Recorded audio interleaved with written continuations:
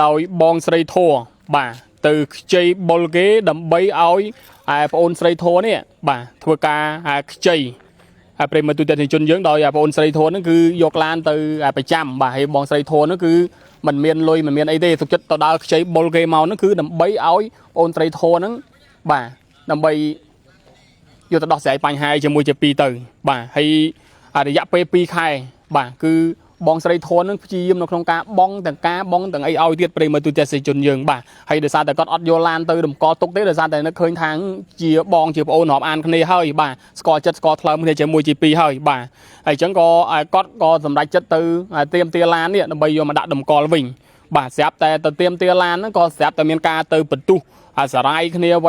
តបគ្នាយ៉ាងម៉េចអីយ៉ាងម៉ាយើងមិនដឹងទេបាទហើយប៉ុន្តែបើតាមការបញ្ជាក់ពីគាត់ថាគាត់ទៅដរើមយកសោឡានទេឥឡូវបែរជាប្អូនធរនេះដែលបងធរខំខ្ចីបុលគេនៅក្នុងការឲ្យជួយបាទខ្ចីលុយដើម្បីយកទៅដោះស្រាយបញ្ហាហ្នឹងបាទគឺបែរជាមកប្តឹងបាទពីបទប្រើប្រាស់អំពើហិង្សាទៅលើបងស្រីធរទៅវិញដំបូងហើយគាត់បានខ្ចីលុយខ្ញុំ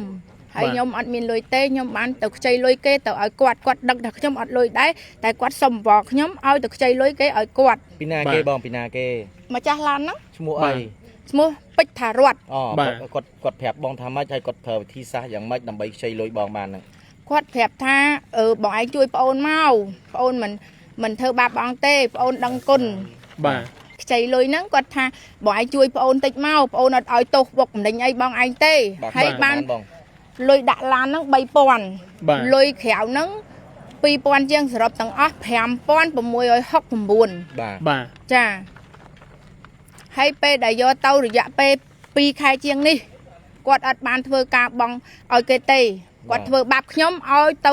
ដល់ចង់បុលពីកន្លែងមួយដាក់កន្លែងមួយយកទៅបង់ជំនួសគាត់បាទចាហើយមិនមែនខ្ញុំជាអ្នកចងការអីទេអត់មានទេគឺគាត់ប្រើខ្ញុំទៅខ្ចីលុយបុគ្គលផ្សេងបាទហើយអញ្ចឹងបងតានីទៅខ្ចីលុយឲ្យទៀតចាព្រោះគេដាក់ឡាននោះហើយគេបានធ្វើការខ្ចីឡានខ្ញុំមួយអាទិត្យយកទៅជីបាទហើយដល់មួយអាទិត្យគាត់អត់យកទេគាត់លេះលិចកើតគាត់រកវិធីសាស្ត្រធ្វើមិនក៏ដោយយកឡានឲ្យដល់ដៃគាត់មកហ្នឹងបាទហ្នឹងហើយហើយ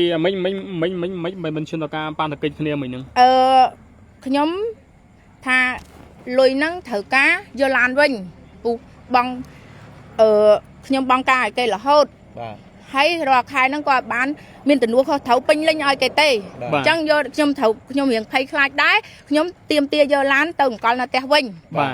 គាត់អត់ឲ្យយើងទេបាទខ្ញុំអត់បានចូលទៅវាយគាត់ឬអីកើតឡើងអត់មានទេគាត់ដាក់ពាក្យបណ្ដឹងយើងវាយគាត់អូចាហើយគាត់ហ្នឹងបានទេខ្ញុំចូលទៅក្នុងផ្ទះបាទខ្ញុំអត់បានចូលទេខ្ញុំឲ្យបងស្រីខ្ញុំចូលទៅ